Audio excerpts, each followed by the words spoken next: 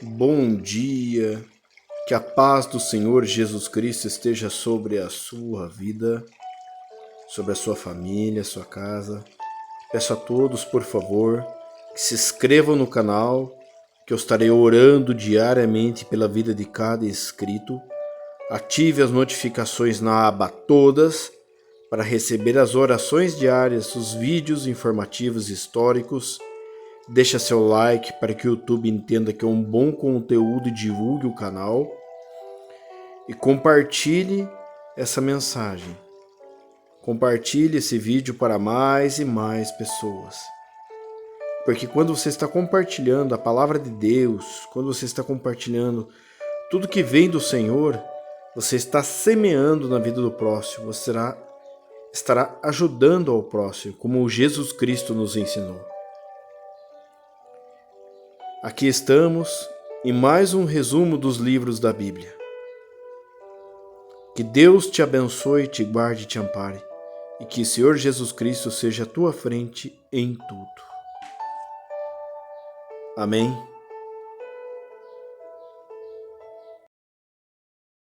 O Evangelho segundo Mateus é um dos primeiros relatos oficiais sobre Jesus de Nazaré, sua vida, sua morte e sua ressurreição. O livro em si é anônimo, mas a tradição confiável mais antiga aponta para Mateus, o cobrador de impostos que foi um dos 12 apóstolos que Jesus nomeou, e ele realmente aparece dentro do próprio livro. Por cerca de 30 a 40 anos, os apóstolos ensinaram oralmente e transmitiram seus relatos de testemunho sobre Jesus, assim como os seus ensinamentos que haviam memorizado.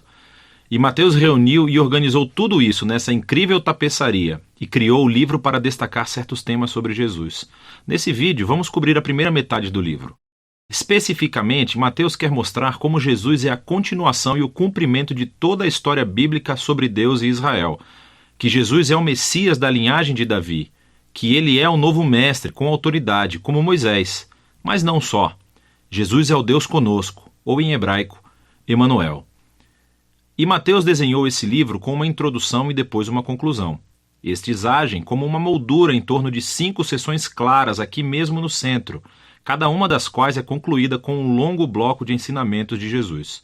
E esse conceito é intencional e incrível. Veja como isso funciona. Os capítulos de 1 a 3 preparam o palco, vinculando a história de Jesus diretamente ao enredo da Escritura do Antigo Testamento. Então Mateus abre com a genealogia de Jesus, destacando como ele é da linha messiânica do filho de Davi. E ele é filho de Abraão, o que significa que ele trará a bênção de Deus para todas as nações. Depois disso, temos a famosa história do nascimento de Jesus e como todos os eventos cumpriram as promessas proféticas do Antigo Testamento que as nações viriam e honrariam o Messias. Que o Messias nasceria em Belém, mas, mais do que isso, a concepção de Jesus pelo Espírito Santo, seu nome, Emanuel. Tudo isso trabalha em conjunto para mostrar que Jesus não é um mero humano. Ele é Deus conosco. Deus se torna humano. Então, você pode ver 2 dos principais temas de Mateus aqui na introdução. Ele é da linha de Davi, ele é Emanuel, mas Mateus também quer mostrar como Jesus é um novo Moisés. Assim como Moisés, Jesus saiu do Egito, atravessou as águas do batismo e viveu no deserto por 40 dias. E então Jesus sobe a uma montanha para entregar seu novo ensinamento. Através de tudo isso, Mateus afirma que Jesus é o prometido maior do que a figura de Moisés, que libertará Israel da escravidão. Ele vai lhes dar um novo ensinamento divino. Ele vai salvá-los de seus pecados e estabelecer uma nova aliança entre Deus e o seu povo. Esse paralelo entre Jesus e Moisés também explica por que Mateus estruturou o centro do livro da maneira que fez. Essas 5 partes principais destacam Jesus como mestre e Mateus criou um paralelo. Jesus como mestre é um paralelo aos 5 livros de Moisés. Jesus tem autoridade como o novo mestre da aliança que cumprirá a história da Torá. Na primeira sessão, capítulos 4 a 7, Jesus entra em cena anunciando a chegada do reino de Deus, e isso é realmente fundamental. O reino é, em essência, sobre a operação de resgate de Deus para todo o seu mundo, o que acontece através do Rei Jesus. Jesus veio para enfrentar o mal, especialmente o mal espiritual e todo o seu legado de opressão demoníaca, doença e morte. Jesus veio para restaurar o governo de Deus e reinar sobre o mundo inteiro, criando uma nova família de pessoas que o seguirão, obedecerão aos seus ensinamentos e viverão sob o seu governo. Então, depois que Jesus começa a curar pessoas e formar um movimento, uma comunidade, ele leva seus seguidores para uma montanha ou encosta. Entrega seu primeiro grande bloco de ensinamentos, tradicionalmente chamado de o Sermão do Monte. E aqui, Jesus explora como é segui-lo e viver no reino de Deus. E é um reino invertido no qual não há membros privilegiados. Assim, os pobres, os Zé Ninguém, os ricos, os religiosos, todos são convidados e chamados a se converter, a se arrepender e a seguir Jesus e unir-se à sua família. Jesus diz que ele não está aqui para anular os mandamentos da Torá ou do Antigo Testamento. Em vez disso, ele está aqui para cumprir tudo isso através da sua vida, através dos seus ensinamentos. Ele está aqui para transformar os corações do seu povo, para que eles possam verdadeiramente amar a Deus e amar o próximo, incluindo seus inimigos. Depois de concluir o seu grande ensinamento sobre o reino, a próxima sessão mostra Jesus trazendo o reino à realidade no dia a dia das pessoas. Então, Mateus reuniu aqui 9 histórias sobre Jesus trazendo o poder do reino de Deus para as vidas de pessoas desvirtuadas. Existem 3 grupos com 3 histórias e elas são todas sobre pessoas que estão doentes, ou têm corpos quebrados, ou estão em perigo. E Jesus as cura ou salva por esses atos de graça e poder. E então, bem no meio dessas tríades, encontramos 2 histórias paralelas sobre o chamado de Jesus para que as pessoas o seguissem. E aqui Mateus está enfatizando algo: que somente é possível experimentar o poder da graça de Jesus se decidir segui-lo e tornar-se seu discípulo.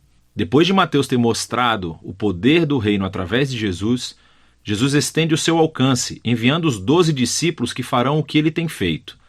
E isso leva ao segundo grande bloco de ensinamentos, o capítulo 10. E aqui Jesus ensina seus discípulos a anunciar o reino e o que esperar quando o fizerem. Muitos entre Israel estão aceitando a Jesus e a sua oferta do reino, mas os líderes de Israel não. Eles perderão muito ao se arrependerem e se tornarem discípulos de Jesus. E então Jesus sabe que eles o rejeitarão e perseguirão os seus seguidores. O que é exatamente o que acontece na próxima sessão, capítulos 11 a 13. Mateus reuniu um grupo de histórias sobre como as pessoas respondem a Jesus e a sua mensagem. E é tudo misturado. Algumas histórias são positivas, as pessoas amam a Jesus e acham que ele é o Messias. Outras são mais neutras, como João Batista, ou até mesmo os membros da própria família de Jesus, e deixam claro que Jesus não é o que esperavam. Então, aos líderes de Israel, que são totalmente negativos, você tem os fariseus e os estudiosos da Bíblia. Todos rejeitam Jesus. Eles acham que ele é um falso mestre, que está levando as pessoas para o caminho errado. Eles pensam que Jesus é uma blasfêmia com essas declarações exaltadas que ele faz sobre si mesmo. Mas Jesus não fica surpreendido ou se abala com essas respostas tão diversas. De fato, ele se concentra nisso no terceiro bloco de ensinamentos no capítulo 13. Aqui, Mateus reuniu um monte de parábolas de Jesus sobre o reino, como um fazendeiro jogando sementes em 4 tipos de solo, ou sobre um grão de mostarda, uma pérola ou um tesouro enterrado. Essas parábolas são como um comentário sobre as histórias que você acabou de ler nos capítulos 11 e 12. Algumas pessoas estão aceitando Jesus com entusiasmo. Outras o estão rejeitando, mas o reino de Deus é de valor supremo e não deixará de se espalhar apesar de todos esses obstáculos. Então, essa é a primeira metade do Evangelho segundo Mateus. Aqui estão mais algumas coisas para analisar enquanto lê esses capítulos. Lembre-se que Mateus está apresentando Jesus como a continuação e o cumprimento da história do Antigo Testamento. Então, procure como ele se entrelaça nas citações do Antigo Testamento. E o que você encontrará é que elas são colocadas em pontos estratégicos da história, explicando mais sobre Jesus e a sua identidade. Então pare, reserve um tempo para pesquisar essas referências e as leia em seu contexto do Antigo Testamento e, na maioria das vezes, você descobrirá conexões muito interessantes. Por fim, preste atenção aos tipos de pessoas que aceitam Jesus e o seguem. E você verá que na maioria das vezes são pessoas que não são importantes, não são ninguém ou não têm religião. E essas são as pessoas que são transformadas pela sua confiança ou fé em Jesus e seguem-no. E são os religiosos e os orgulhosos que são ofendidos por ele. Então, como é que essa tensão entre Jesus e os líderes de Israel se manifestará? É disso que se trata a segunda metade de Mateus.